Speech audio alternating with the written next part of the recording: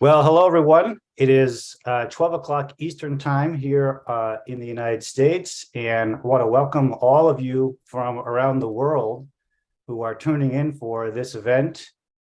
We had well over 150 RSVPs for this event from all over the world, different continents, different countries. And we have a global panel of speakers here as well to wrestle with this, or begin to wrestle with this question about AI, ChatGPT, and its effects on history.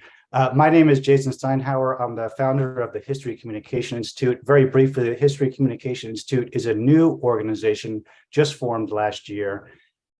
We are concerned about the future of history and the future of the humanities, to put it bluntly. We feel that there are many headwinds facing professional history and the humanities more broadly. Technological headwinds, societal headwinds, political headwinds. And we've resolved to bring a community together to try to tackle these headwinds head on and chart a future, not just for history communication, but for all history education and humanities education.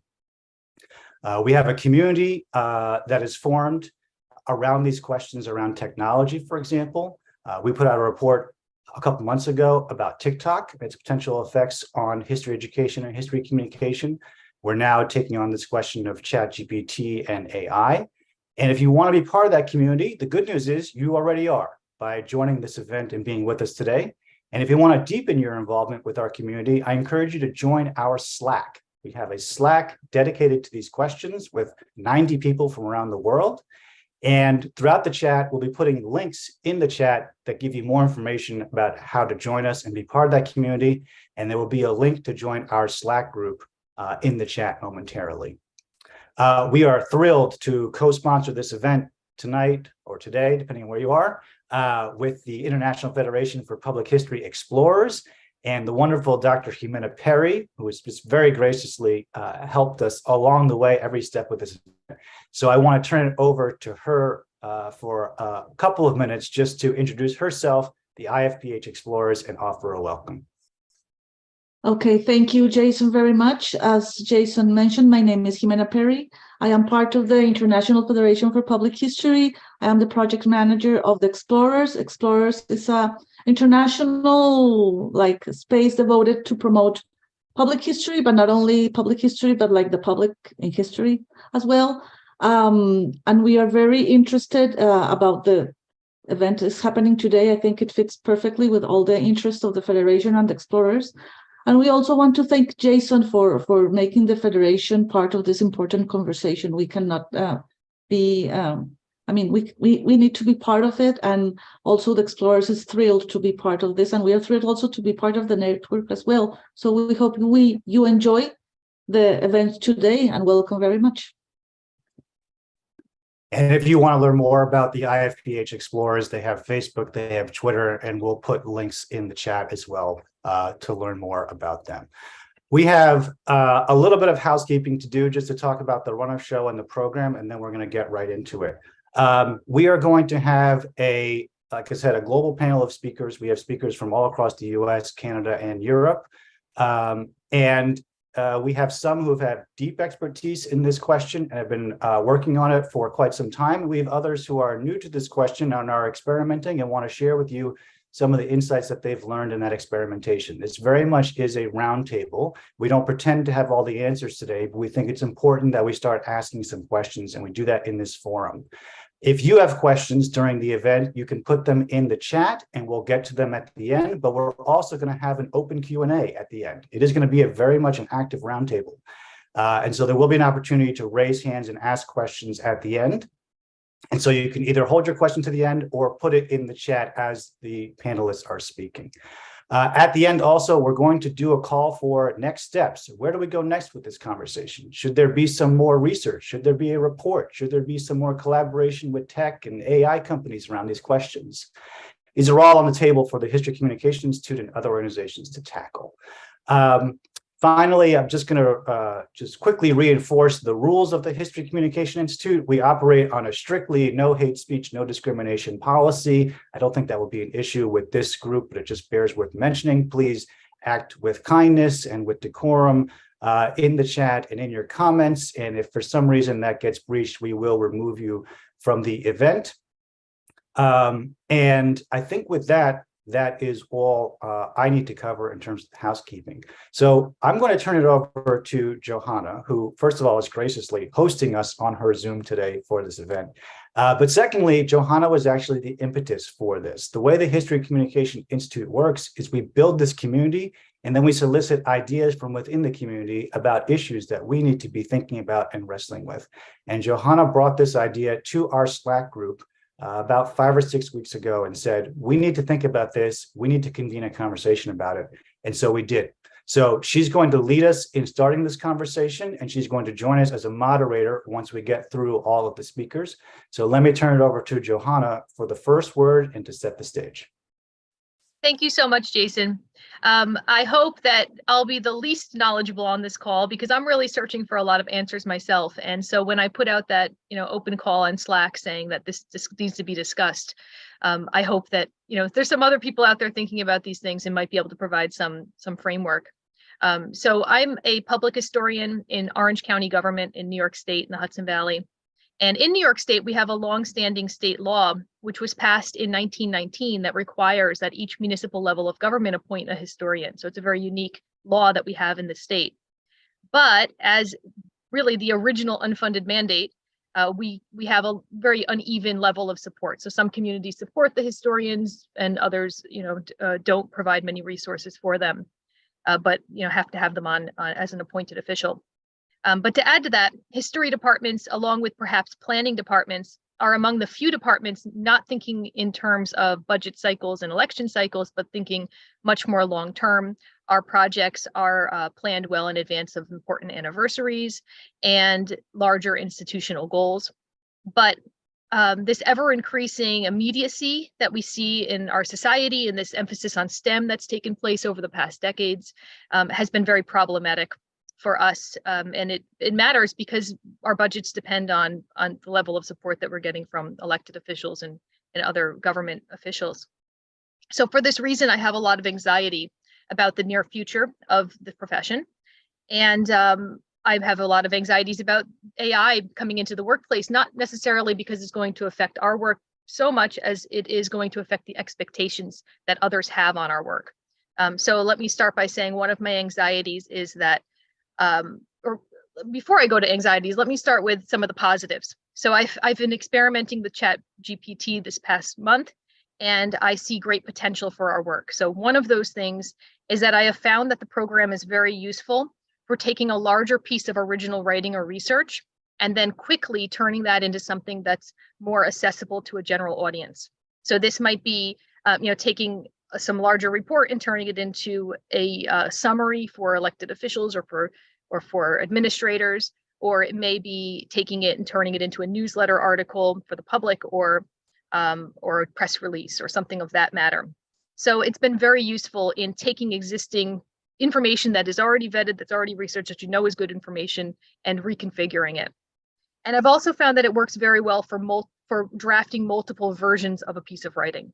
So in the case of preservation advocacy, you can take bullet points about the importance of some issue, feed it into this program, and then you have multiple letters that go out and create a little bit more of a personal feeling. It helps to get the point across, not just a form letter, but something more personal. This is something that I've always done anyway, manually. So I take a list of bullet points and turn it into several letters to send out to different stakeholders. You have a Republican stakeholder, you might want to turn some of those issues into something that's going to fit with their way of thinking. If you have a Democrat stakeholder, you're going to turn it into their way of thinking, and you're advocating for the same, general good, but tailoring it and personalizing it. Well, I found that you can put that into ChatGPT and you can pretty much generate that very quickly. And you don't really lose much of the quality because you're working with sound bites anyway. So those are places where I see it speeds up the work, and it's great. It's very useful for us. But I also am very concerned about some of the ways that it's going to harm the profession. So one of the ways is that such a small percentage of local history records are digitized at this point, and even a smaller number of the digitized records are accessible to the public. So a lot of these records might be digitized, but they're in a computer or, in files within the government itself. We have, lots of security issues that prevent us from having material that's not behind a paywall, or at the very least behind an account wall. So we have that problem of sources not reaching, these open source databases that AI is pulling from. And then to build upon that, when local governments might decide they might look at this program and say, well, great, we can invest in a large overhaul of digitizing records, and it eliminates the need to have as many staff members going through paper records. Well, the problem with that is the discernment of records, because as we all know here, a lot of these older records are biased, or they're embedded with local myths in the community. And so it really takes an individual with some historiography training to understand what they're seeing. So, just to put it in real terms, like, does AI have that ability to distinguish? Does it get that little feeling that you and we know we get when we're looking through a source that isn't right or biased in some way? And for lack of a better word, that sort of bullshit meter of this information isn't correct, and then being able to search even further to find the accurate information. And I think so far, at least in this early form, that isn't there. So I've already experimented with asking certain questions, and what I'm getting back is that it's not distinguishing between the good and the bad sources, or the outdated sources. It's not able to do that yet. So the big problem that I see, the overall problem here, is that an answer satisfies. And so in government, often the wrong answer in this fast-paced government environment setting will take precedence over the truth, because it's it's an answer that they can run with. And I'm sure you've all heard politicians double down on bad information because they saw it in writing, or they saw it on a Google search. And so when this bad information is now coming from an AI system that can put out some pretty good writing, some very decent readable writing, it's going to seem authoritative, and I'm afraid that's going to get that line is going to get blurred even more. And I'm afraid the it'll do kind of mentality is what's going to take prevalence. So maybe some people don't care, because in that environment, getting an answer out quickly is important. But it does matter, because there's a bottom line that if the wrong information is getting into things like grant applications, it could jeopardize funding. Or I'm sure there are many other real life possibilities of things where this could go very wrong. So I know I'm coming to the end of the 5 minutes, and I'll save some of the real life examples for the end when there's questions. But I just want to say one other little thing that's floating around in my brain that I think some of you may be able to help me with, or maybe it's irrelevant, I'm not sure. But I think back on when cars became commonplace, and wheelwrights, didn't lose their jobs immediately, right? There were a lot of wooden components to cars. It was quite a long time as their skills were still needed during that transition. And then you think of something else like tinsmiths becoming plumbers, or you think of whalers becoming commercial fishermen, or these transitions that took place in professions around the turn of the 19th century. And I keep wondering that, are we going to be obsolete because this profession won't be needed in some way, or are we in some sort of other kinds of transition where we're going to take on some other role for some, in some near future? I mean, those sorts of questions are in my mind. Are there any historical analogies for what's taking place now compared to what took place a century ago? So I open it up to all of you. Hopefully you can bring some clarity to some of these questions. Thank you. Yeah, thank you. Those are great questions. I love the bullshit meter for AI. I think if someone's probably working on that, I'm sure. But also this question about how much agency do we have, and how much agency can we claim as we move through these transitions? I think that's an important question, something that HCI is very concerned with. Next, thank you, Johanna. I want to turn to Sadia and Nathan from Sitara Systems. I met them at South by Southwest last year, where they gave a presentation about some of the work that they've done in museums and with technology, emerging tech such as AI, and was really impressed. Just found them to be really smart, really brilliant, really forward-thinking. Immediately latched onto them and invited them into the HCI community, and exactly for moments like this, so that we can hear from people who are working in the design world, in the tech world, but have connections with museums and the humanities and the arts, to get their perspective. So I'll throw it over to Sadia first, and Nathan as well, for them to offer a few thoughts and insights based on what they're seeing and what they're doing. So over to you. Wonderful. Thank you so much, Jason, and thanks for inviting us in. So let me just tell you a little bit about who we are. I'm Sadia Akasha. I'm the co-founder of Sithara Systems, along with my partner, Nathan, who's also on this panel. So a lot of what we do is we're a creative technology and design studio, and we work with cultural institutions to communicate their missions using technology. And we also communicate complex systems and strategies that these organizations are using. But what we really try to get the visitors and the audience to kind of grapple with is how they can start taking that information and using it to turn a critical lens towards the future. So we're sort of future facing, whereas using the information and the data points that we have and sort of queuing people up to think about the future more critically. We've been experimenting with ChatGPT within our projects and with our teams. Much like Johanna said, a lot of what we found really useful about it is using it to draft sort of the initial draft, the first draft, to get over that blank piece of paper that you're staring at, to sort of ask it questions that give you those first few, prompts and sort of things to start off with. We also use it to refine some of our writing. And this is really useful, honestly, for museum work as well.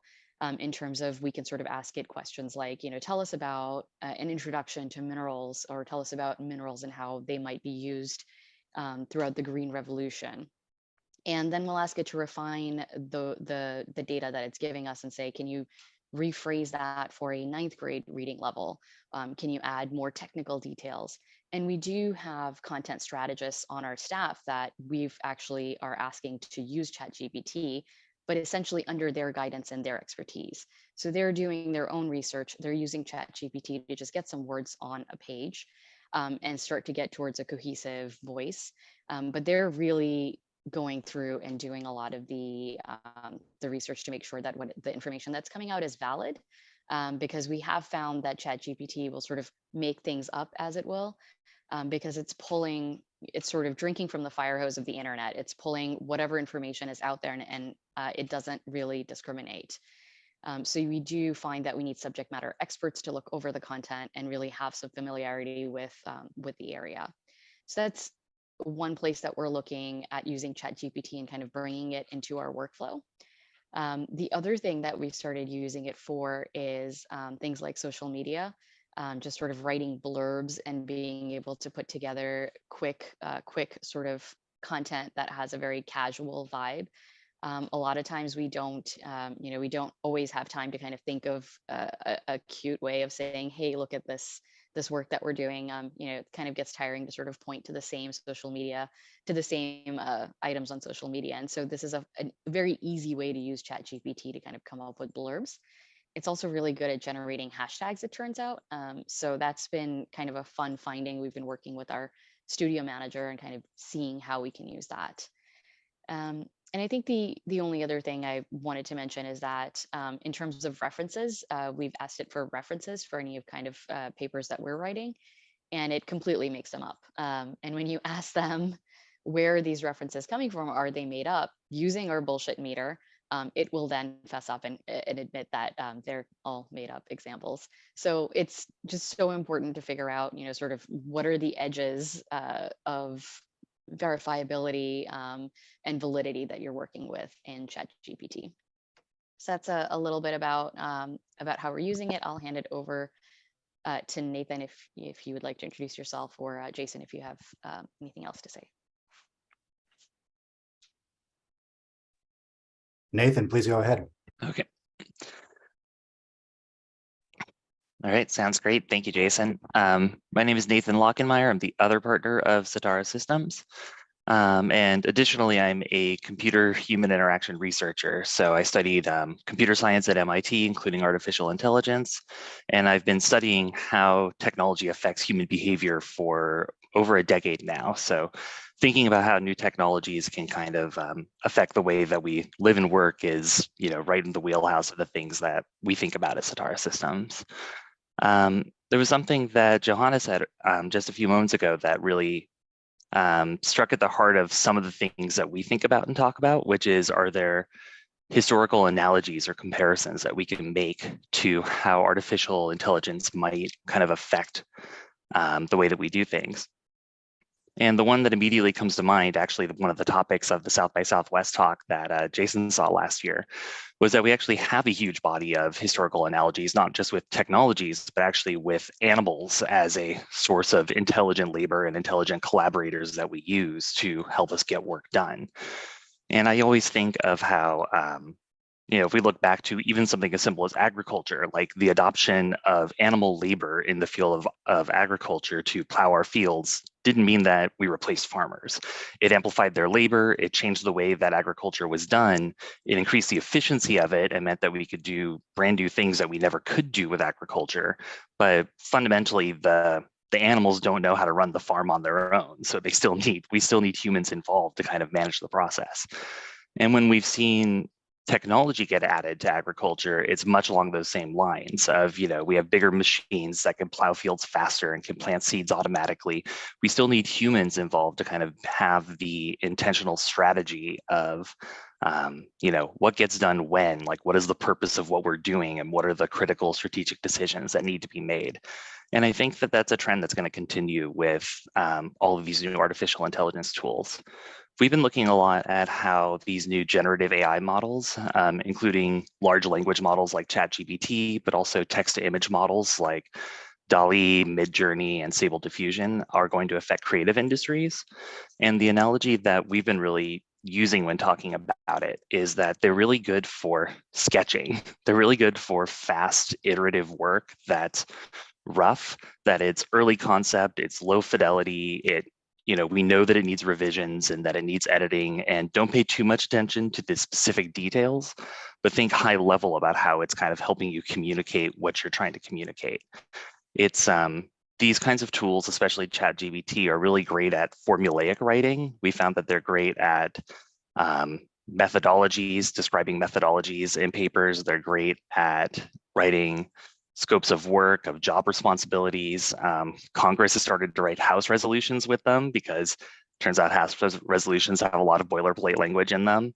I've seen consultants and grant proposals written with them, and it's great at all those because there's a lot of consistent structure in kind of those styles of writing, but it's really terrible at creative writing. If you ask ChatGPT to write a creative story, it gives you the most basic story arc you could possibly think of in the blandest writing style you can possibly think of.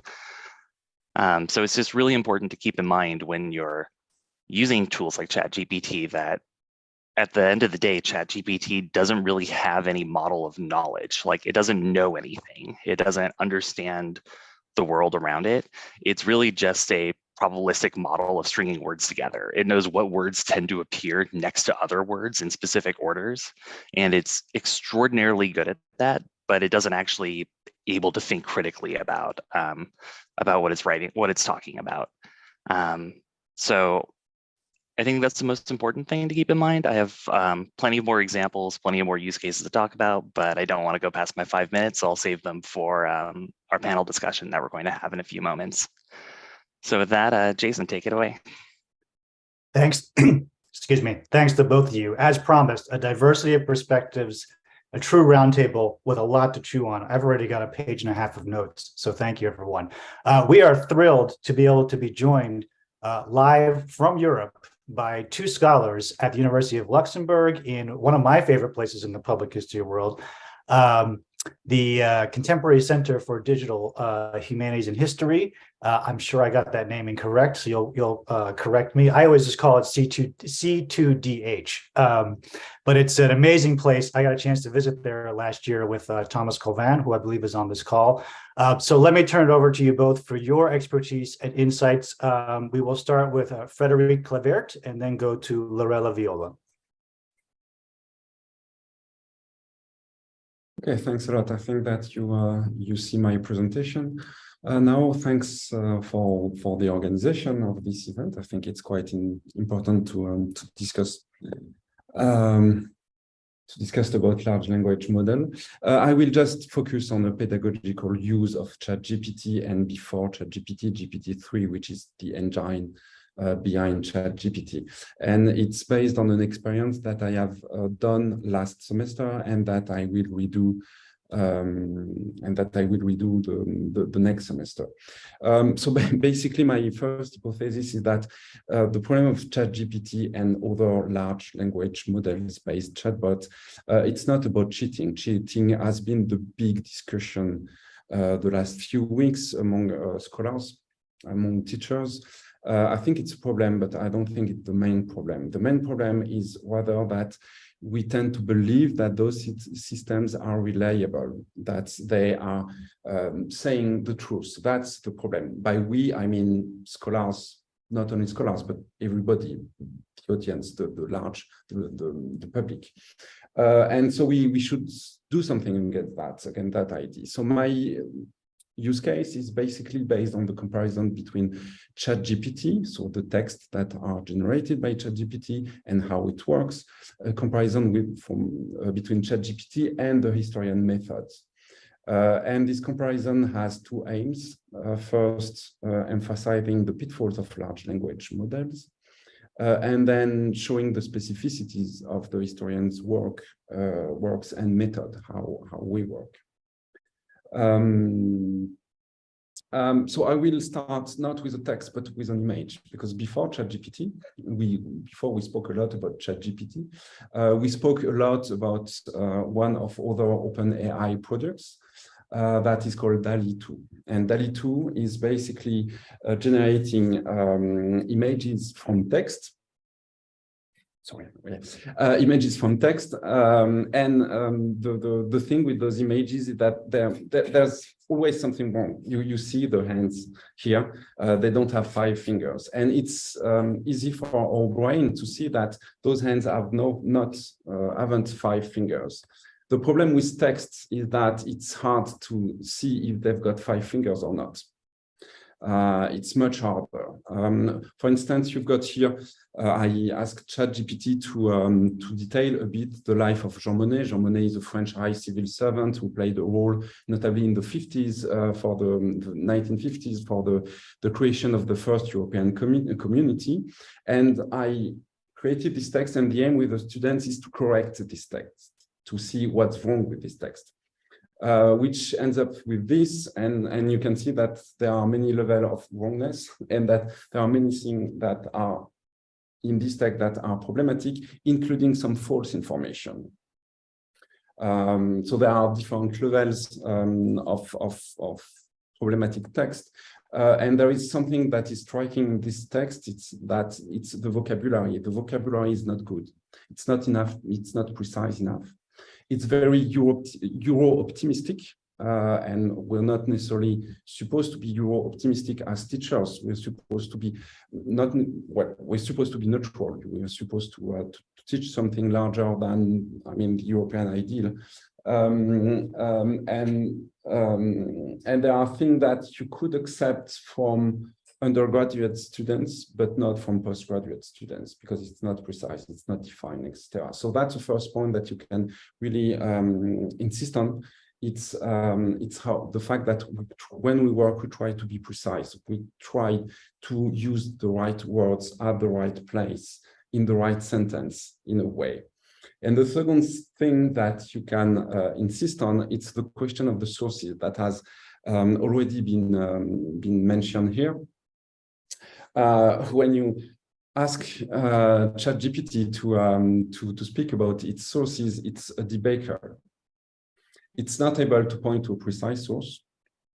If you try to go deeper, for instance, it will answer that the data it was trained on is based on proprietary data sets that are not public. So you don't know what is the data sets it's relying on. You don't know the primary sources of ChatGPT, basically. And in the French version, ChatGPT gave me some reading advices. It was basically Wikipedia, the European Commission website, but no scholar works. And scholar works on the European integration are like many, but was not able to give an example of a scholar work that would be interesting for for the user of ChatGPT. So that was my main point, in fact, because basically the historians are nothing with primary or secondary sources, and ChatGPT is something because it has no precise sources. ChatGPT is not compatible with our methods, and that's what we should prove to students. And I'm, I think, at the end of my 5 minutes. So thank you for your attention. Terrific. Thank you so much. Lorella, please. Hi, everyone. And I think what I'm trying to say, I will be saying now, it's a nice bridge actually, from what Frédéric just said and from what Nathan said just a minute, well, 7 minutes ago probably. So I'm Lorella Viola, and I am a linguist at the Center for Contemporary and Digital History at the University of Luxembourg. So Jason, you got it almost right. Okay, so I would be talking about my experience using GPT. Not really the chat, but the OpenAI tool, so the model that can be used when you use it trained on your own sources. So it's a little bit different. So that's why, in a way, it's a nice complementary discussion of what Frédéric just said, because yes, I used it to investigate primary sources. So I will give you just a super brief, quick historical background on what these sources are. I'm working on digitized historical newspapers written by Italian-American immigrants at the turn of the 20th century in the United States. This already poses so many challenges because, as you can imagine, the sources are not digitally born, but they have been digitized, which means that there are several problems, things that happened in the digitization process that basically introduced many errors in the digital copy. So this is already one big problem. And the second big problem is that the language is not English, obviously, because these are Italian-American immigrants. So GPT mainly works and has been trained on English. So my question is also, when we talk about large language models, which language do we actually mean? Don't we just mean basically English? What do we do with other languages? But I'll try to give you, let's say, an answer that actually raises more questions at the end of my 5 minutes. Okay, so this collection belongs to that category of sources that have long been neglected and has been like resurrected by digitization. So this already poses yet another problem on top of the already mentioned problems, because obviously this is niche. Not many people have looked into this anyway. And just to add a further layer of complexity, my research topic is also quite niche. Because I am looking into the concept of return migration. So not just the transatlantic migration from Europe to America, but also what happened to these migrants once they reached the new world and actually after a while decided to go back to Europe. I think there are perhaps maybe 10 scholars that have looked into that. So it's been a long neglected topic, which means that there is actually not much scholarly work on this. So as you can see, there are different layers of complexity here. So why did I want to use GPT on these sources? The reason is because I wanted to move beyond keyword search or n-grams or similarity scores and all the things that NLP people know very well, that yes, they are useful, but they don't really capture whether there is a discourse in a large textual repository. So I thought that perhaps using GPT and prompting, giving the right prompt to GPT could actually answer my question. So what I prompted the collection for was tell me, so something like, tell me how migrants talked about returning to Italy. Tell me how return migration was debated in these historical sources, things like this. And I am interested because the few works that have been done on the matter, which have never looked into this particular source actually, argue that there is a discrepancy between what migrants actually experienced and what was debated back in the country. So in this case, the nationalistic exaltation of return immigration has been rich and successful rather than miserable and is a failure. So I wanted to see whether this is actually true. So my results, which I'll go full circle to what I just said earlier, so were actually rather disappointing. So I hope you can see my result from the Google Colab can you actually see the Google Colab notebook? Okay, so I asked a few questions. So just the prompt that I just told you, what I basically got was just a repetition of the same sentence many times, or words that have been patched together, but they don't mean anything in Italian, or very little, and in any case seem to have nothing to do with my research question anyway. So, and I thought I would just show you this because it's much quicker than me just explaining. So, so my question is, when we say language models used, and the anxiety is fair and is fine, but can we actually have the same anxiety when we use it for languages other than English? And what is the experience of anyone working with GPT tools in languages that are not English? So I would love to know that. So yeah, that's my 5-minute contribution. Thank you. Fascinating. Thank you so much.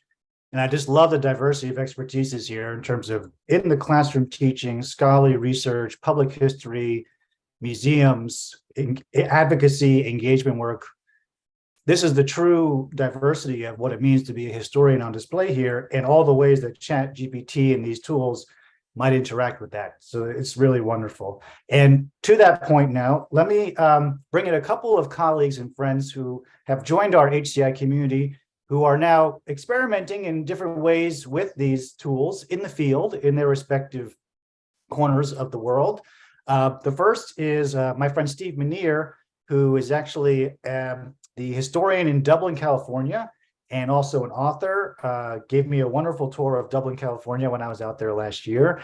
And he also, unprompted, came to me and said, is the HCI doing anything about this new tool and these new technologies? Because I'm looking into it and I have some questions. And I said, we are in fact doing something and we'd love for you to contribute. So Steve, let me give you a few minutes here to share some of your observations from the field and some of the questions that have come to you through the uses with these technologies. Hello, everybody. I'm Steve Menier. I am a local historian. I like the term that was used earlier about niche. You can't get much more niche than my particular area of local history in suburban California. So I'm here in part because of a dinner conversation over Christmas. The conversation had to do with this thing called ChatGPT and how it's the most wonderful thing ever, and you can use it to figure out how to screw in a light bulb. Among many other things. So I wondered afterwards, what can I do with history? Or probably after listening to many of these people today, the question is, what are other people thinking that they can do with history when they go to ChatGPT? So I have, for the last 20 days, queried ChatGPT on the question of what is Dublin history? What is the history of Dublin? And I can tell you the wonderful thing is that I have found entirely fictitious people. I can now say with some certainty that John and William Dublin are the basis for the name of our city. Entirely fictitious people that I've never heard of. But then again, there's hardly anyone like me looking for the history of Dublin, California, a town of 70,000 people near San Francisco. But what I can say is that if you go for multiple times through ChatGPT and ask the same question, you will get different answers at different times. You will also get something that I have seen recently, which is they're getting increasingly generic answers about specific questions, which is just an interesting thing to see. In the course of trying to figure out what this means for local historians, I came across a really great quote that I'm going to share with you. It's from the London Review of Books. And it is ChatGPT is so good at generating convincing answers. It is easy to forget that it is a model of language and not a source of wisdom. So that made me feel great. I think I had a sense of what this is all about, and I have more of a sense based on what I've heard everybody say. I can walk away knowing that as a local historian, I am not irrelevant. I'm just another lonely voice out there in the winds. But I think it's important for all of us to realize that ChatGPT is going to be a resource that the common person uses to answer history questions. And we need to explain to them that this is all about a tool that was designed for a particular purpose, to examine language and examine what words go with it. And it doesn't necessarily have much to do with how accurate or reliable. So I think one of the takeaways for me is to go out and tell people, hey, remember what tools you're using, and is this the right tool for the question you're trying to answer? If all you have is a hammer, every answer requires pounding. But if you have a history question and you use ChatGPT, you need to understand you're not necessarily going to get something very good out of it at the very minute levels of local history. Realizing that there is much more information used in the database on common things, it's probably much more likely to be reliable on the common, well-known things than it is on the very specific. And I think I'm just going to leave it at that and just remind everybody, garbage in, garbage out. But when I look at ChatGPT, I think of treasure in, treasure out. If the information that we have that's important and valuable gets into the database, then other people might be able to take it out. And thank you, phone, for telling me I'm all done. Thanks. Thank you, Steve. Great as always. And then our last contribution before we open it up to a conversation among the panelists will be from Paul McGuire, who's joining us from Canada. And Paul has a background in education and is currently at the University of Ottawa, and has also some experimentation, some thoughts on how this can be applied in various settings. So Paul. Thanks very much, Jason. I think with the time I have, and I'm just looking here, I kind of want to react to some of the things I have heard just in the last half hour or so, because when I've been doing work, I'm a PhD student in the Faculty of Education at the University of Ottawa, and I'm working on trying to develop ideas that I can use for research later on. Didn't find a huge amount of material on history and ChatGPT. So this conversation is really interesting. There's a few things that kind of reached out to me when I was listening to the different speakers. And one thing right away, I should preface my remarks by saying I'm also in the process of developing a course for second-year teacher candidates who will be history teachers. And I'm trying to figure out, I have 10 lectures with them. What do I have? What can I do with that short amount of time? Johanna brought up a word at the beginning of the conversation, which I think is really important, and it's the whole idea of anxiety around this. I'm trying to imagine the students that I will be having in about 2 or 3 weeks, and this will definitely be a topic that is brought up, and I think that will come along with the topic is a lot of anxiety, because these are young teachers who in a few months' time will be could be in a classroom and will have to be dealing with the complexities of how information is generated in these new forms.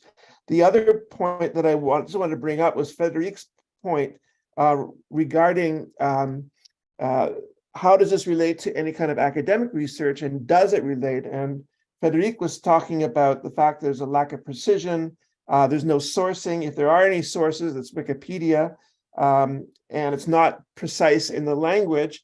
I love what you showed in the presentation of 5-finger text, and I would love it if you could put that, Frédéric, on our Slack group, because there's some really interesting exercises that you just introduced about students going back in and doing editing work on on a text from ChatGPT. And I think that would be a really good, authentic learning experience for students. So I think that's about my time. Those are the two reflections I saw on this, and really appreciate the conversation so far, learning a lot. Terrific. Thank you all so much. And thank you all so much too for doing such brilliant insights in such tight, condensed space of time so that we could get such a wide diversity of perspectives and then allow time for conversation. So at this point, Jimena and I will ask a few questions of our panelists just to kind of whet the appetite for a broader conversation among all of us. So if you're listening and you have ideas and questions, now's the time to formulate them. You can put them in the chat, or you could wait for the next 10, 15 minutes, and then we'll open it up to a broader conversation. And that conversation could be questions, or it could just be comments and reactions that you have, things you're seeing in your classroom, things you're seeing in your local history society or local museum, things you're seeing among teachers, questions or that you want to pose to the group. This really is envisioned to be a roundtable and a learning experience for all of us. But let me take moderator prerogative here and pull on one thread that I felt merited a little bit further excavation. At several times, people brought up the question of precision, the question of accuracy, the question of reliability. This is something that I wrote about in my book as well. This is, you know, sort of an aspiration for professional history to get it right, to be precise, to be reliable. In some ways, I would say it's a fundamental value of our work and a value that we bring to the public sphere. But one of the concerns that I had when I wrote and researched my book is that it's increasingly difficult to argue for the role of precision, accuracy, and reliability in an environment that Johanna said privileges the quick, the instant, the good enough, the what scholars have called the satisficing.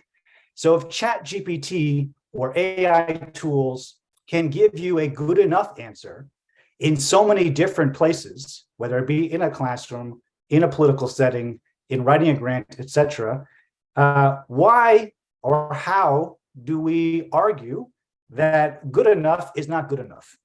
That precision and accuracy and reliability at the standards that we'd like to see are what people should strive towards. And I say this as someone who recently, again, looked back at the early history of Wikipedia and found similar rhetoric, right? There was this concern among historians that Wikipedia was sort of good enough, not up to scholarly standards, not precise enough, not accurate enough, not reliable enough. And yet, Wikipedia went on to become one of the most visited websites in the world, the largest online encyclopedia, and the training source for now GPT and other open AI tools.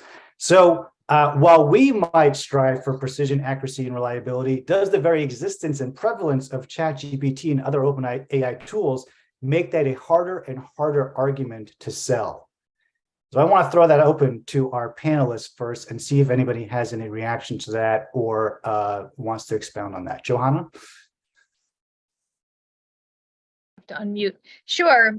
So that's one of my fears and something I've seen play out just in this last month, which is that, you know, one little example is that we have a local historical society in Orange County called the O&W Railway Historical Society. They're unfortunately going through a little turmoil because they've lost the building that they have been in for a couple of years and need to move all of their material, which is, you can imagine, rooms and rooms full of file cabinets and boxes with original material, which is not digitized. And it's a bunch of volunteers, you know, maybe a dozen that monitor this collection and deal with it. Well, anyway, they asked me for some help in trying to find a new location. I have a large mailing list, so I was able to send out a message asking for help for volunteers to help move items and those sorts of tasks. And in doing so, I said, let me speed this up a little bit. And I quickly went into ChatGPT and I said, please tell me give me a paragraph about the history of the O&W Railroad. That way I can just plug that in, you know, that way I can ask the public, come help the O&W. They're very historically important for these reasons. And so I did so. And what it spit out at me was a beautifully written paragraph, but it had a sentence in it that said, the O&W Railway was the first railroad in the world to use electric locomotives.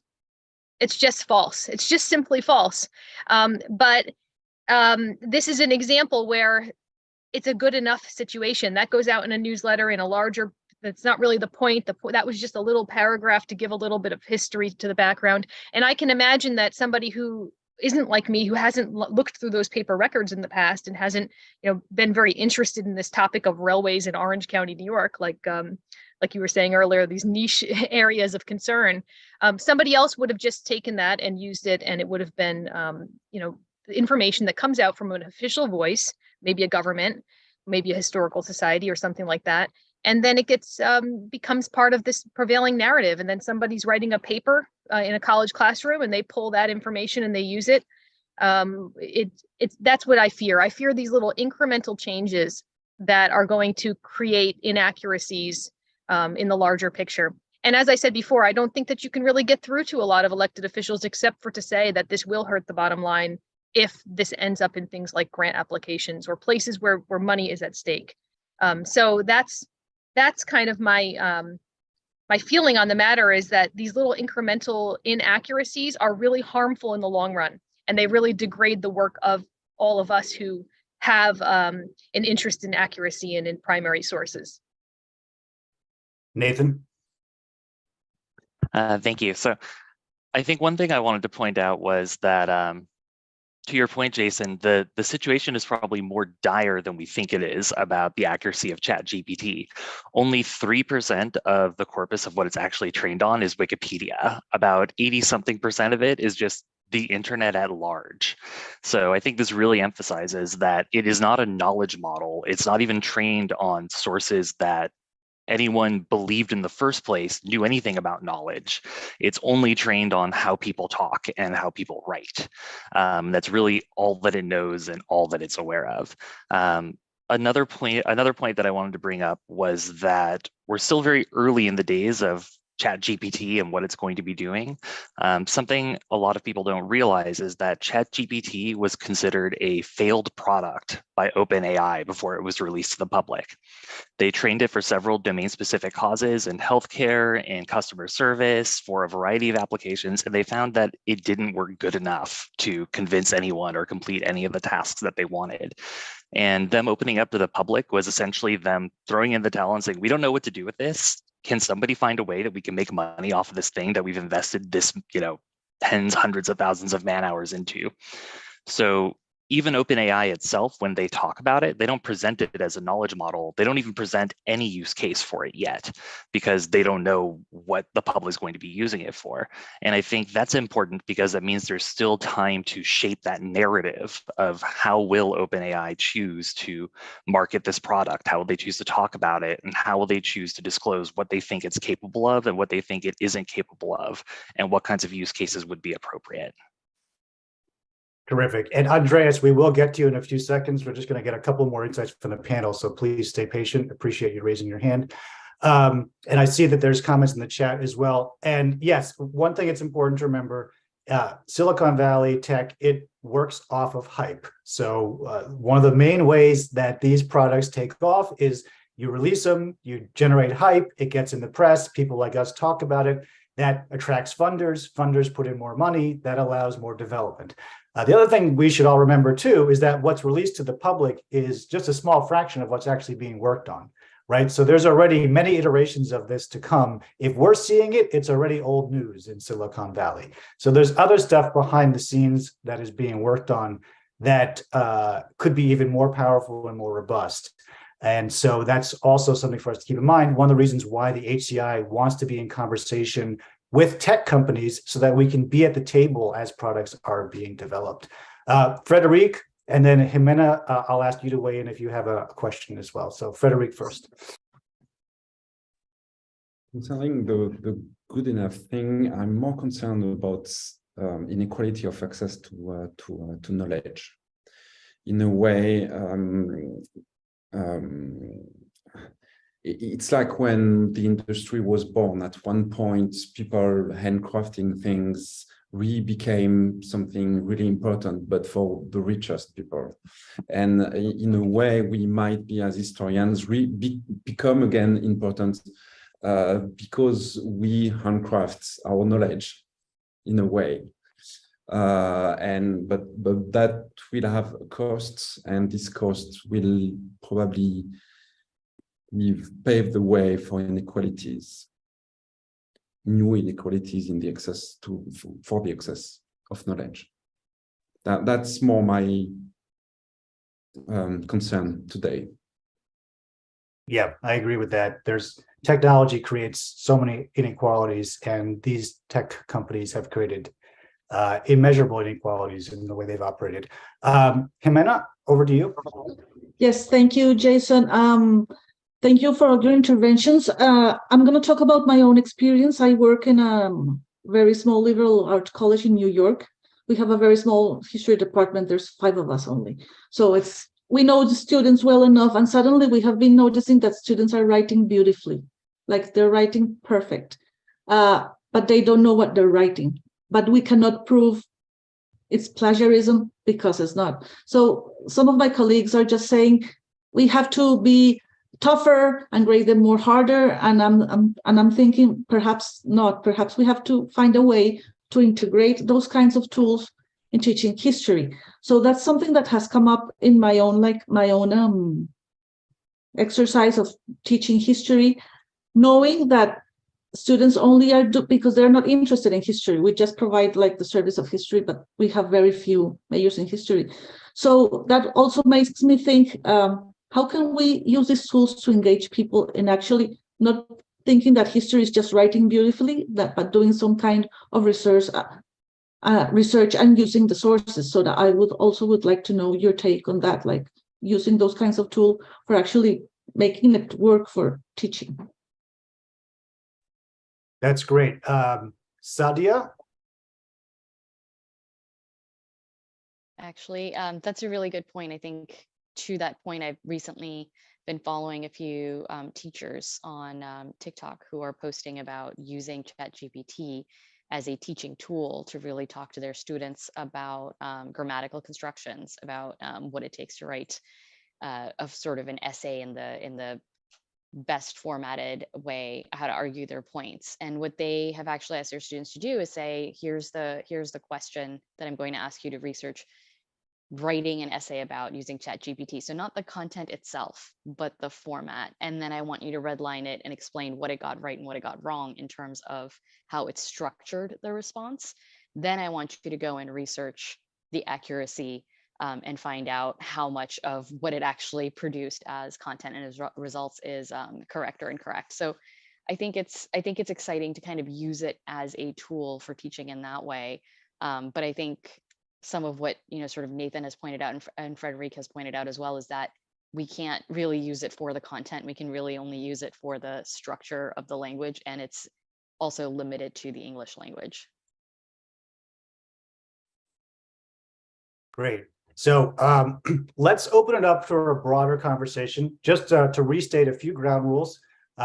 You can ask a question, you can make a comment, you can share your expertise, you can share your concerns or anxieties. Just do keep it brief because we want to make sure we have a lot of time to get people in, and we want to make sure we also have time to answer those questions as they come up. There are also some questions and comments in the chat that people have put in, so we'll try to get to those as well. I'll ask Gunnar to maybe pick out 1 or 2 of those that are really good, or if there's a common theme or a thread that we can pull on for our conversation, we can do that.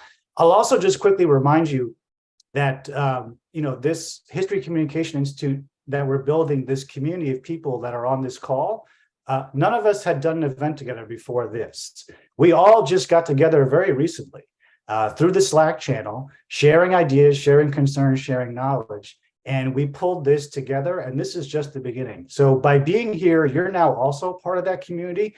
And we would love for you to deepen your engagement with that community by joining our Slack.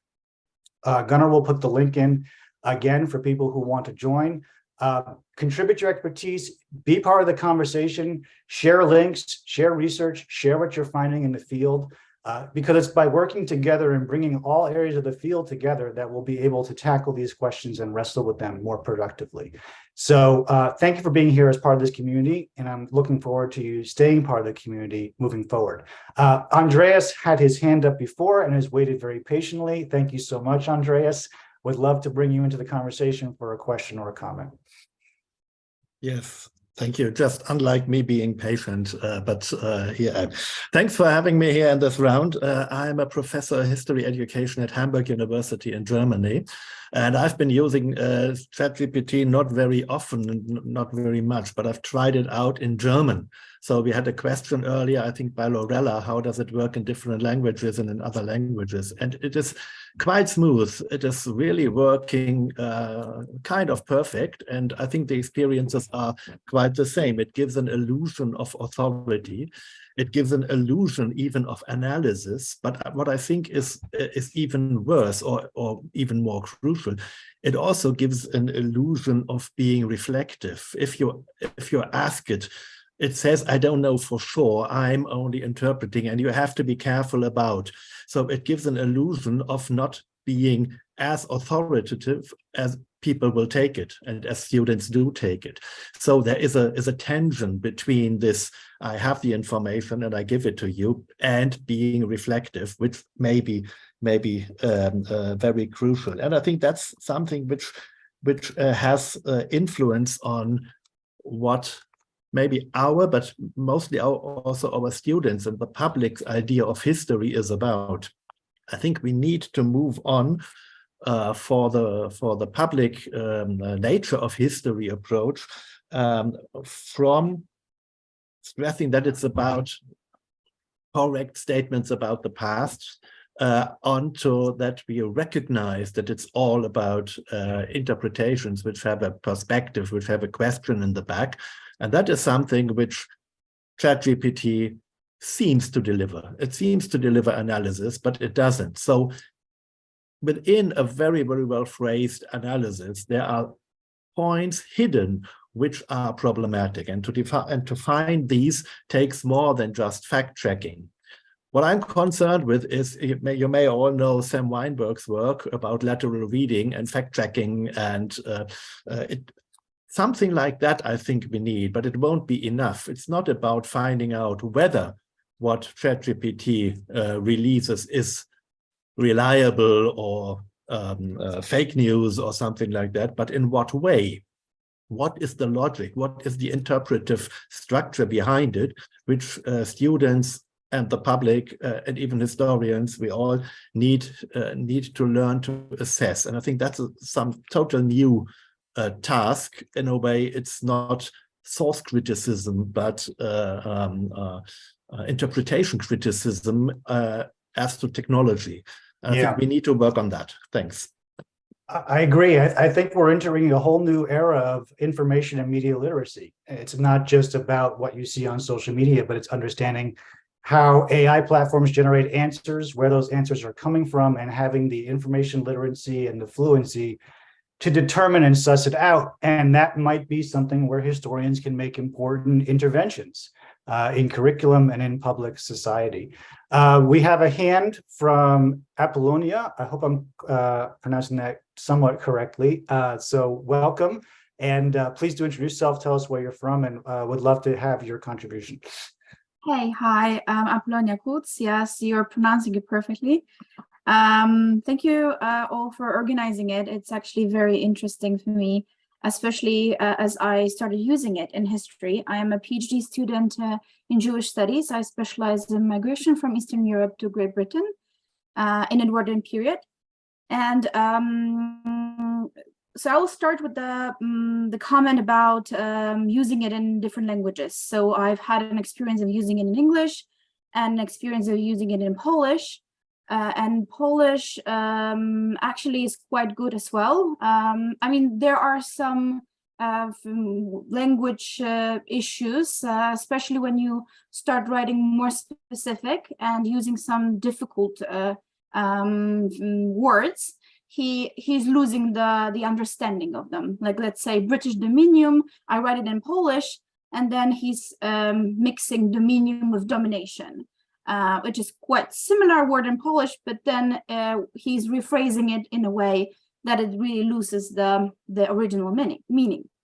But however, with the check of the human, you can actually rephrase it quite well. And in general, my comment and my use of it, I'm actually very much interested in how it will evolve. I actually see a very big use of it, especially for myself. I have a very severe dyslexia, and for me, it's extremely hard to write a text and to put things that are in my head onto a paper. So when I put my notes on that I made after reading a source material to the ChatGPT and say, or rephrase it into paragraphs, write sentence from my notes, he is making some sort of a structure of the text that I can edit later. And that allowed me very quickly to progress and not fight through my disability. And I am trying to write as quickly as possible. For the past 2 weeks, I actually started writing more my PhD than I did before, because it allowed me to progress with the blocks of text that I can edit, because I gained the possibility to edit, and that gives me the possibility to write it more quickly.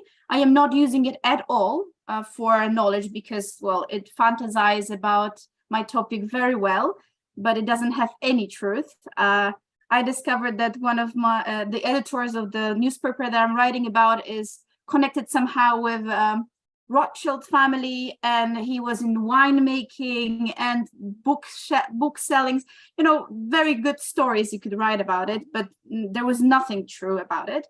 But other than that, the some sort of structure and using it as a correction, I think it's brilliant. Thank you so much. Yeah, thank you. That's a great, thank you for sharing that. Let me circle back a little bit then about this question about inequality, which came up before. Certainly tech has the ability to create inequalities, but it could also have the ability to shrink gaps and allow people to do things easier, better, faster than maybe they otherwise could. Is that something that maybe in the classroom, in public history settings, we could leverage this tool to help people? Any thoughts on that, Frederic, Jimena, Johanna, before I open it back up again to questions? Yes, I would like to comment that also, Apollonia, thank you very much for sharing that. Also, talking about my own experience, I teach a lot of students with disabilities, and also that sheds light on my own experience and ways that I could think about in helping them write. Most of my students are very afraid of writing, and suddenly when they write very well, something's going on. There's not their own production. So perhaps your insight, your insight was very helpful for me to seeing things in another way and perhaps thinking ways to help students. So thank you for that. Amazing. And please do join the Slack because we'd love to have more of your insights. Let me take a question from the chat really quick, and then I see Sebastian has his hand up as well. But I want to get to a question that Brian asked, Brian Martin. And if Brian wants to come off mute, he can, or I can just kind of get the question from the chat. But he asked about, what historians can be doing behind the scenes or maybe out in front of the scenes to work with technologists, to work with tech companies, to be part of the advocacy conversation around this, so that as these tools get developed, the values that we want to see in the world, accuracy, reliability, information literacy, get reflected. That's a question that is near and dear to my heart, because that's really why we started the HCI in the first place. And the HCI has built some partnerships with tech. We're a partner with All Tech is Human. We're a partner with the Unfinished Network. We're a partner with Satara, who I consider to be a tech company. But let's think aloud a little bit around this question. And I'd invite anyone in the chat to join in, Fernanda or others who are working in this area. Is there some sort of an advocacy component to this? Is there some sort of history communication project around building our values into these tech tools moving forward to help shape them and mold them in the directions that we want to see? And I don't have anybody in particular that I want to put on the spot, but I'm going to put Steve on the spot first, because I feel like he would have a really good answer to this. Boy, you got me checking different screens. So ask the question again, please. Advocacy. How do historians advocate for the values we want to see as these tools are developed? So let me answer that in a different way. It gets back to your good enough and the sufficiency point that you made, which I think is very valid. I think one of the problems is, we're talking about a tool that was developed to deal with language and to respond to requests for information based on language and the way it's out there on the internet, rather than knowledge. And what it kind of reflects to me is that I'm a little bit concerned on how little history is available on the internet in some ways for people to mine. So you've got Wikipedia, which we all know has both good and bad aspects. But I wonder whether or not we can broaden the way we think about this problem and say, how can we do a better job of getting historical information out available for these people to use when they come up with the tools? And I know that's a harder question, that's a bigger issue, but I think it would be worthwhile for everyone as they develop tools in the future to have a more robust, wider group of stuff rather than just Reddits or Wikipedia. So I know I kind of dodged the question. No, I think that's a very legitimate answer. It gets a little bit to the question of open access, which the American Historical Association came out against very soundly in one of its public statements a few years ago. And there's also this question about journal models and information in JSTOR that is inaccessible to many of these language models, and so it doesn't get incorporated. So I think those are all very relevant. Again, this is a roundtable, so we're getting lots of different threads pulled in, but let me get Fernanda and Brian, and then we'll get back to Sebastian. Sebastian, I did not forget you, but Fernanda?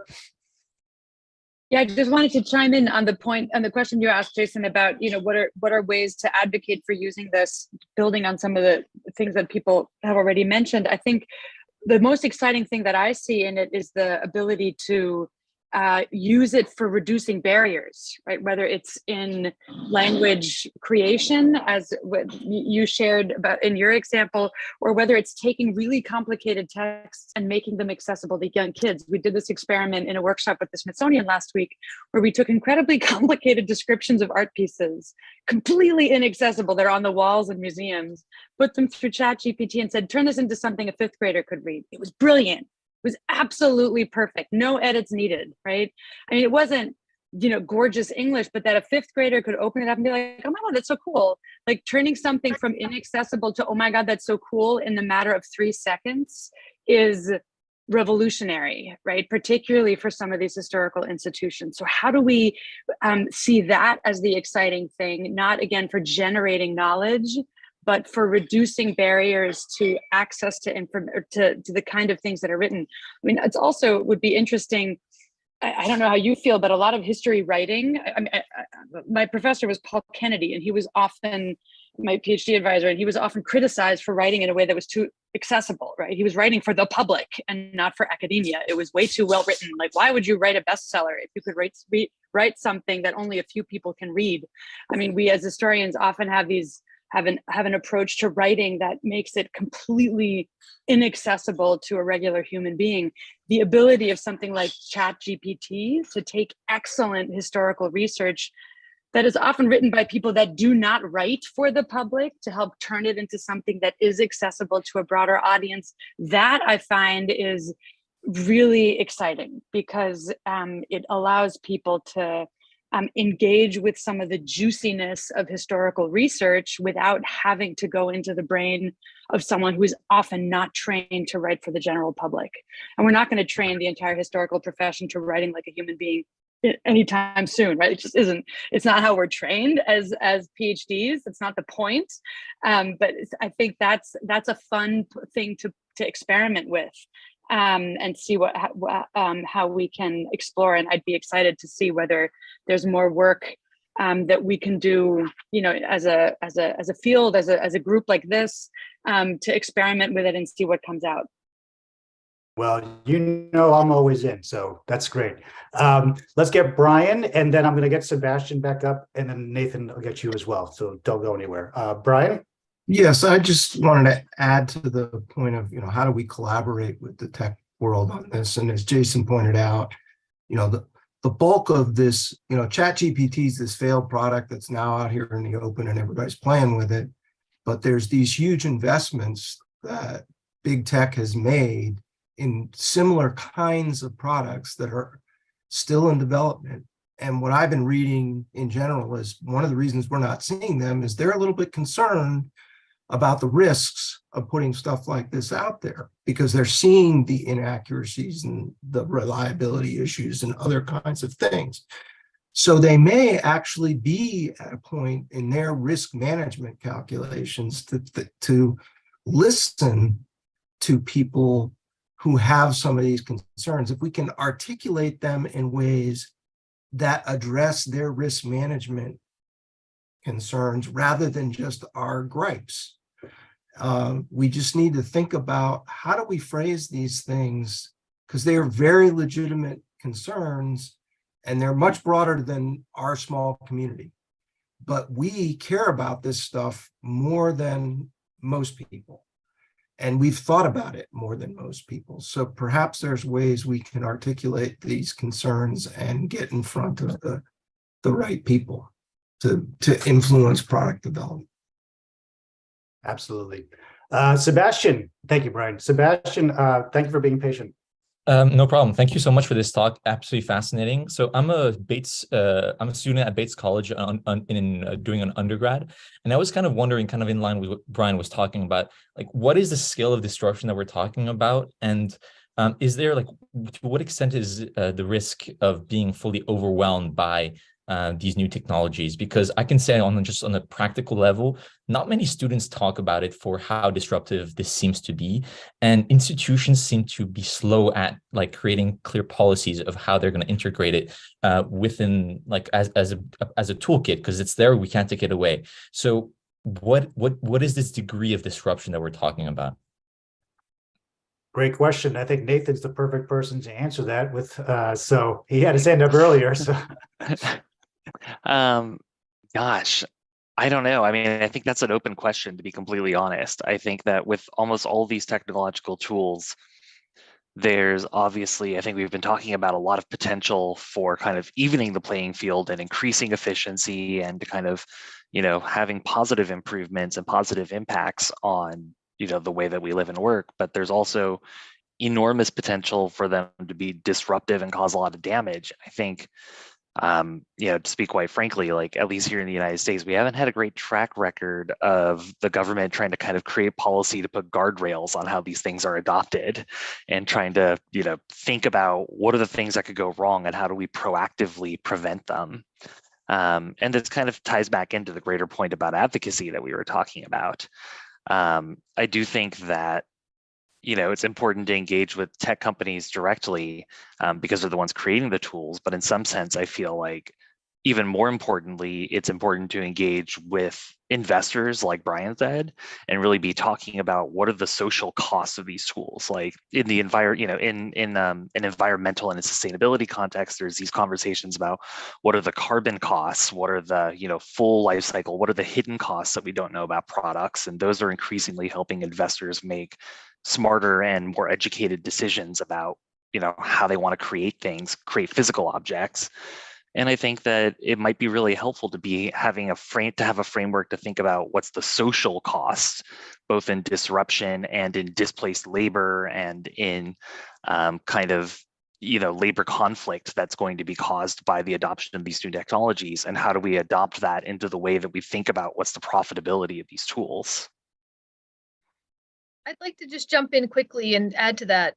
I feel like this is not a beginning point of, how are we going to deal with this big change? I think this is a longer picture of 20 or more years where there's been this movement towards speeding up the process of the output but not allowing the resources that are needed to do the fundamental work. And it's separating the work of history, at least on the public history level, from the physical, from the sites themselves, from the museum collections, from the documents.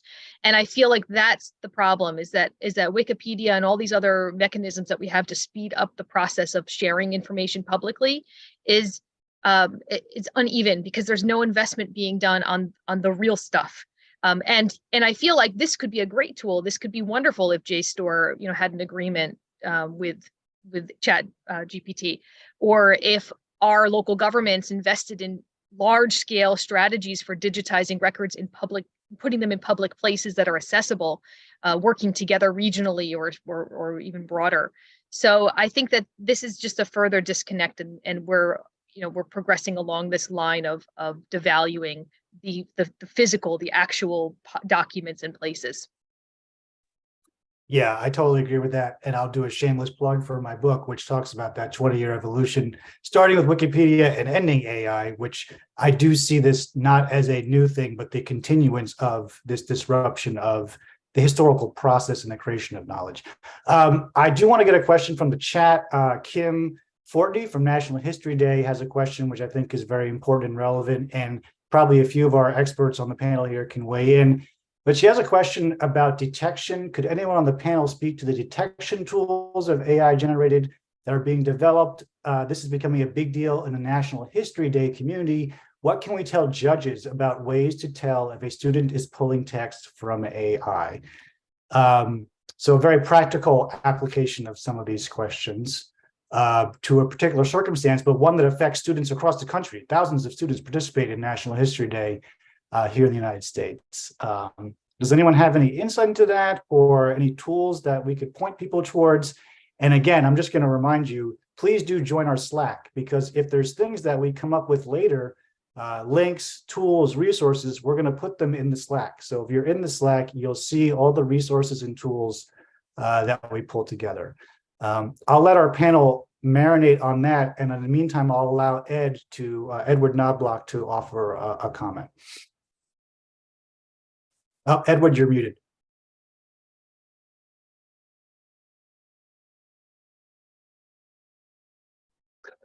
Yeah, this is addressing what Johanna had to say at the very beginning, which is, are there any historical analogies that we can look to? And in my more despairing moments, I think of the end of the classical era. And that's incorporated in the glib saying that less and less is getting more and more available. So when we look at the classical era, we see all sorts of references to Greek plays that there are only one or two lines that still exist. And example would be in Roman law. Okay, all we really have of Roman law is the digest that was done under Justinian. So the 12 tablets, the foundations of Roman law, we only know what a few of those lines were because they were quoted in archaic Latin in the digest. And I think that's what's happening with things like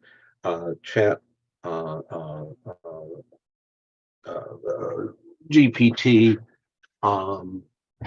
Wikipedia, and the electronic sources in general. It's not just JSTOR articles that are inaccessible, but it's as our local historians have been saying, there's just so much more that exists, okay, that's not going to be made available on the internet. There simply is not the time or money to do that.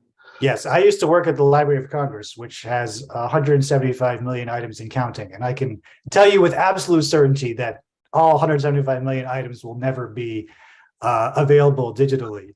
I don't want I'm sorry to cut it short, Edward. I would encourage you to continue to put your comments in the chat, but I do want to be cognizant of time because we promised that we would end at 1:30 and we promised that we would leave 5 minutes for conclusions and next steps. So I do apologize, Edward, but please do put any other additional comments in the chat, and also please do join our Slack channel to share your expertise. The historical analogies are definitely important, and we'd love to think about them and include them in our thinking moving forward. But spinning this forward then, I want to throw it open to the panel and to everyone else on the call. The HCI is committed to tackling these issues, and we're committed to tackling them in partnership with other organizations. We've partnered with All Tech is Human, which is a nonprofit based out of New York that is thinking about ethical and responsible tech and the design choices that go into these platforms. We are a partner with the Unfinished Network, which is interested in how tech is affecting or disrupting democracy and democratic processes. We are partnering with Corvus in Belgium. We're partnering with IFPH Explorers through events like this. We are kindred spirits with the History Collab and Fernandez Group, and we're willing to partner with anyone on next steps. So, what are those next steps? Should there be an advocacy campaign? Should there be a report, a white paper that we create that gets forwarded to policymakers? Should there be some sort of coalition that forms together around information literacy and media literacy when it comes to ChatGPT? Should we create teaching resources for people to integrate into the classroom? This is all up for debate and discussion, but would love to spend these last 4 minutes getting input from all of you and then following up individually in the Slack. And I'll open it to the panelists first, but to the wider audience as well for commentary. Where should we go next? Can I go ahead and give a please. Yeah. I kind of already summarized some of my thoughts in the chat, but I think a major place that I think that especially this group can kind of have some influence is in how these models are trained, because there's, due to just the volume of data that these need, which is usually in, the image models are trained on tens of billions of images. ChatGPT is trained on over 500 billion words. It's just such an immense amount of data that up to this point, it's been trained on just crawling the internet and just grabbing everything it can from the internet. And they don't even bother filtering it because that costs too much money and too much time. So there's not a lot of thought put into it. And that's why we end up with a lot of these biases that we're talking about language bias, about cultural bias. It has biases of only really knowing about popular cultural narratives and, common facts that everybody knows. And I think that there's a place for experts who can kind of critically look at sources and evaluate them to kind of help with some of that, figuring out how we can create better data sets that aren't just crawls of everything anyone's ever written, but rather are curated and filtered and verified in some sense of being things that we think are representative of what we would want a model to know about and be able to be a source for the general public. I think that's a huge starting point that I think this group in the community might be uniquely positioned to kind of contribute to. Thank you, Nathan. I wanted to get LK into the conversation if she's still willing. I saw she raised her hand. There she is. Hey, everyone. Hey, I'm LK. This has been the most amazing conversation. I've had colleagues pass my office and they're like, what's going on in here? I can't thank you enough for putting this together, Jason, and for all of the speakers today. I got so much out of this. One thing I will say, kind of building on Nathan's comments and some of the earlier comments, is that people are actually interested in talking to us and hearing about things that historians in particular have to say, because a lot of these tech developers, a lot of people that are thinking about the fourth industrial revolution, they talk about history, they think about history all the time. It's just that they don't really have access to great historical data and great frameworks and people to chat with. So I think it's good for us to, just to keep working on our digital literacy together. That's why these kinds of more diverse conversations are so helpful. So we know what kinds of questions to ask and where the opportunities are. And then we also see these calls from companies and from organizations like OpenAI did have, back in 2017, for humanities scholars to weigh in on ethical concerns, making sure that there's a very robust representation of people that have a basic understanding of the tech and are ready to talk about these larger questions. And for those of you who don't know LK, she is brilliant and amazing, and also part of our HCI community, which is another reason why you should join the Slack. Let's get Lorella and Jimena to close us out. Yeah, I just want to say something about perhaps the next steps after this amazing roundtable that you put together with Johanna. Thank you so much. I was thinking that there is an increasing digital component to libraries now.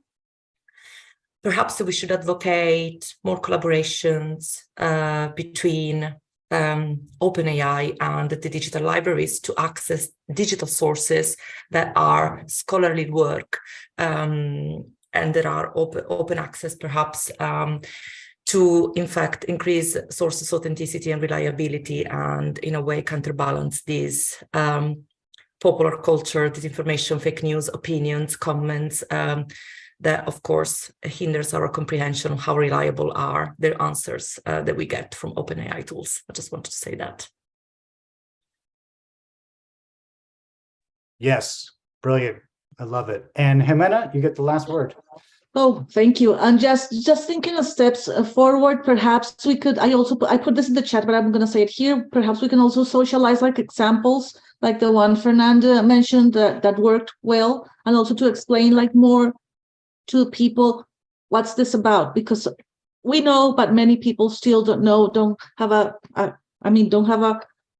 right idea of how this works. So maybe like doing more socialization. And I'm thinking about the explorers, precisely of the International Federation for Public History. We are a space that devoted to that, to promoting information, to making bridges among public historians, but not only public historians. We have had public archaeologists, artists, activists, etc. So if you want to follow us on Facebook, Twitter, and Instagram, but we are also an open space for you. If you want to come to me, we can make an event and promote your research. So thank you very much.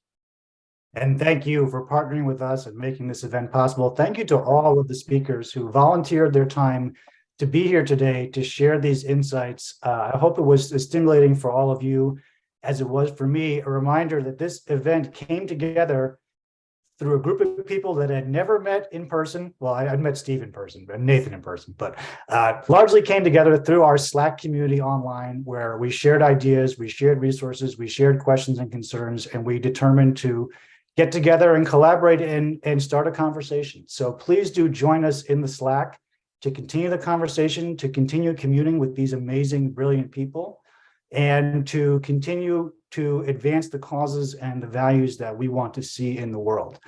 This event was recorded. We will try to get the video up as soon as possible. And we'll also try to get the links that were shared and the insights that were shared in the chat to people, either in the Slack group or on social media as possible. But in the meantime, please do stay in touch, follow us on Twitter, stay connected, and much more on this all to come. Thank you to everybody, and have a great rest of your day or evening.